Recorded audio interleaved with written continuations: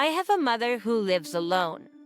I've been contemplating her circumstances and approached my husband about the idea of living closer to my mother's house. However, he flatly retorted, "We are not moving near your mother's house. We should live with my parents instead." I was shocked. He disregarded my feelings and tried to impose his will. Frustrated, I decided to take matters into my own hands. I am Isabella, 30 years old, living with my husband Mark and our 2-month-old son Chris. Mark and I work at the same company in different departments, and we often work together on projects. We had a grand wedding celebration and were determined to make our married life a happy one. Initially, Mark and I lived in his apartment, but due to its size, we decided to move. We agreed to move into a larger apartment and consider buying a house later on. I don't want to quit my job even after we have a child. You love your work, Isabella. You should do what you like. But it seems that the competition for daycare spots is pretty high. We have to think about that too if I'm planning to return to work. Well, I guess you're right. We'll figure it out somehow. You know, there's something I've been wanting to talk about. I'd like us to live closer to my mother's house just in case something happens. Why would we do that? Your mother seems fine. Oh, there's no need to worry about that now. Theft. Well, yes, but I think it's better to have someone close by who can support us when we have a child. Girl, I can't do that. Living near your mother would mean seeing her often, and that would be stressful. I understand your concern, but I promise I'll try my best not to burden you.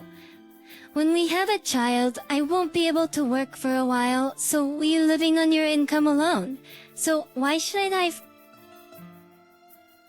be to deal with extra stress? We're not moving anywhere near your mother's house. Hold on, what kind of logic is that? Sure, I won't be able to work for a few months after giving birth, but does he really need to be so negative about it? Don't you think we should try harder to cooperate as a married couple? My husband's actions didn't make sense, and I felt that if I continued to speak up, things would not progress in a positive way. At ease, we're newlyweds. I don't want to quarrel at this point. Fine, I got it. Fixing leaving these words behind, I left the room.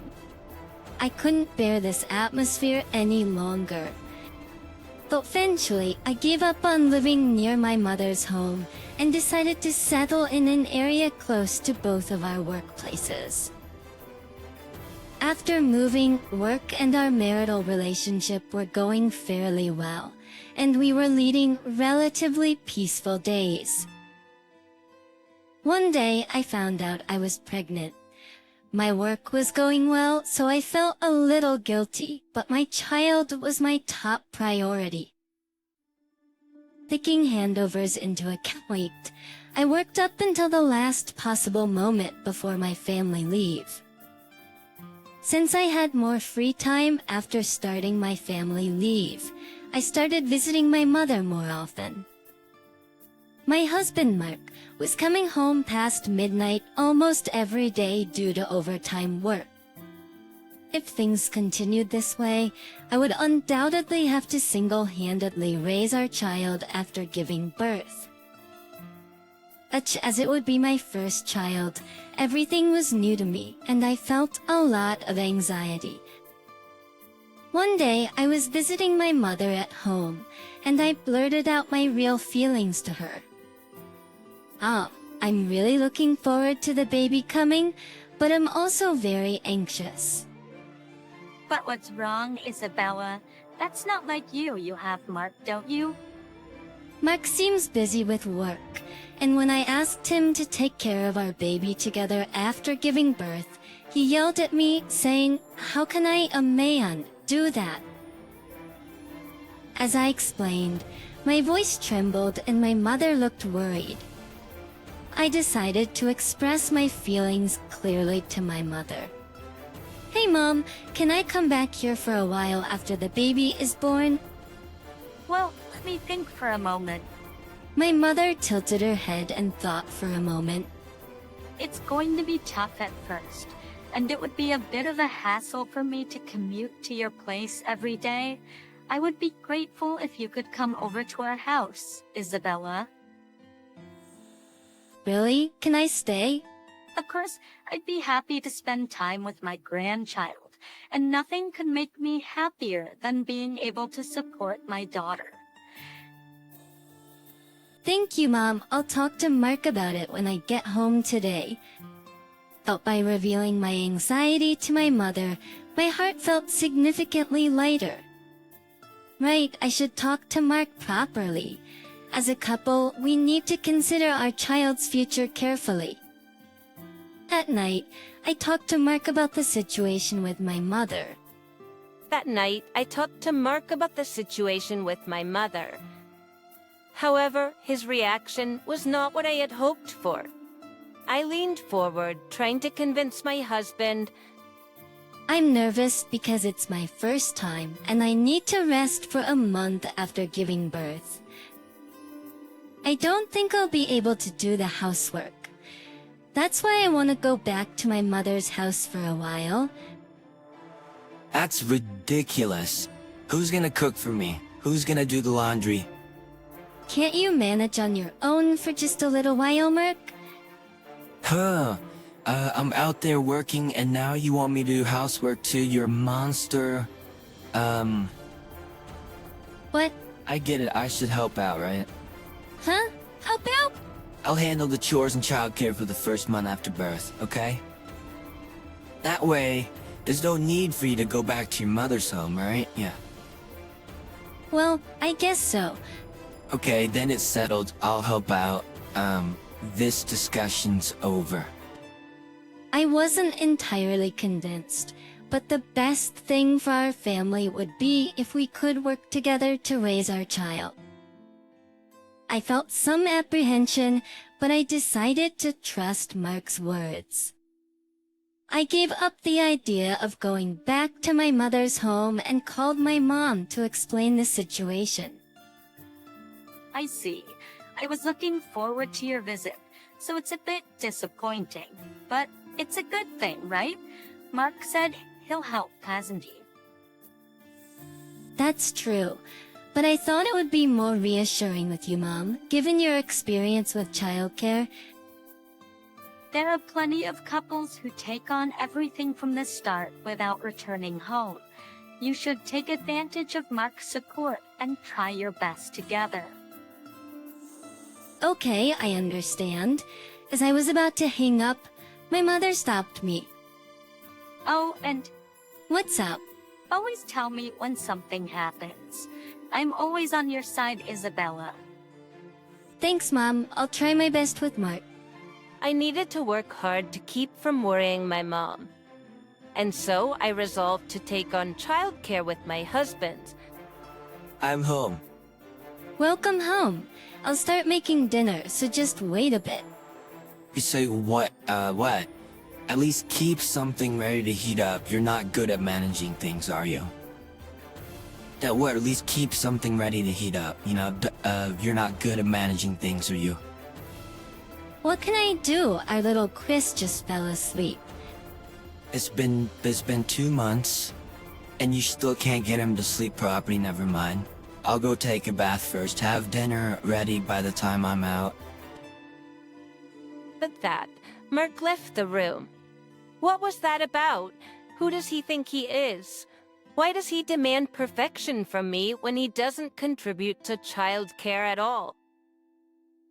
Some irritation built, and I wanted to throw something, but I couldn't wake up Chris, who had just fallen asleep. I held back my anger. to 30 minutes later. Without saying a word, Mark started eating his dinner right after he got out of the bath. As I stared at him, shocked by his behavior, Oh, I have something to talk about. Talk? What all of a sudden? I got a call from Dad today. Seems Mom fell and can't move her leg well. And you know that, What, your mother? according to my husband Mark, his mother had gone shopping with a neighborhood friend, had a dramatic fall, and was immediately taken to the hospital in an ambulance. Even after several hours, X leg isn't moving, and the doctor diagnosed that she might need assistance going forward. I see, that's hard. Your father must be having a tough time. To be honest, I was more worried about my father-in-law than my mother-in-law. From the beginning, my mother-in-law did not like me. She was even cold to me at our marriage introduction. When I announced my pregnancy, she said, "We don't need a girl, do we?" She was the type to say nonchalantly. The one who always scolded my mother-in-law and stood by me was my father-in-law. He encouraged me, "Let me know if you need anything. I'll be there for you if you need me." Each time he met me, father-in-law encouraged me like this. If my stay-at-home mother-in-law couldn't move, my father-in-law would be really struggling. While recalling the happenings at my in-laws' home, Mark dropped an unbelievable proposition. Here's the thing. I had a great idea. Let's live together with my parents at my home. What? So like Dami, Mike. It's mean like Pikachu can show her. I'm worried about Mom Isabella are not working now. If we live together, it will reduce Dad's burden and he would be happy, so... Wait, just a minute, you're joking, right? The reason I'm not working is to take care of our son, Chris. I can't suddenly decide to live with your parents. Oh, but it's been, 2 months already. You must have some free time now. Right now, Mom's the priority. You should understand that. In order to bear it any longer, I vented my frustrations, saying, "Don't mess with me. You flat out denied when I wanted to live near my mother, but now it's okay when it's about you." A person's I reset even. But don't like your house. My mom lives alone. What if something happens? You're not considering my anxieties, are you? Set up. Listen here, you married me and became my wife. You should stop arguing and listen to what I say. At that moment, any residual affection I had for my husband vanished instantly.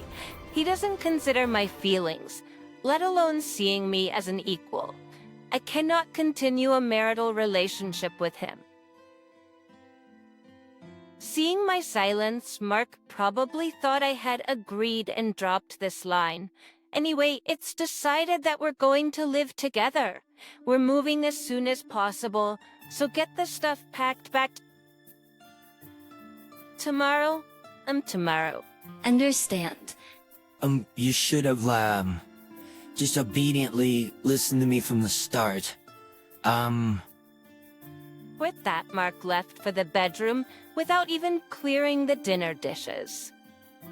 The next day, once Mark left for work, I packed the minimum necessary stuff and left the house. Of course, just for me and my son. When I returned to my mother's house with my son, my mother was initially shocked, but accepted our situation once I explained. At my mother's place, Mark. Also, what the heck are you doing without my permission? Get back here right now. My husband Mark called after realizing that my son and I were not there. My husband Mark called after realizing that my son and I were not there. As your doubting staffer, where are you right now? Well, our son's already asleep, and it's late, so no. Besides, I'm not planning on returning. But, yeah, it's just, Mark yelled at me over the phone, something that was rare for me to oppose him. listen here, if you don't come back right now, we're getting a divorce, you got it. Say, that's right, didn't I tell you? I'm moving to my parents' house. If we divorce now, you'll be jobless. That's gonna be a problem for you, huh? I couldn't see his face, but I could tell from his tone of voice that he was smirking. As to him, I responded coldly. I don't see that as a problem.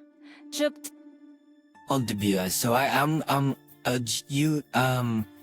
we went or is gonna be in trouble if we get a divorce. Maybe he thought that if he provoked me with a blaming tone, I would listen to him. I was thoroughly disgusted by his naive thinking.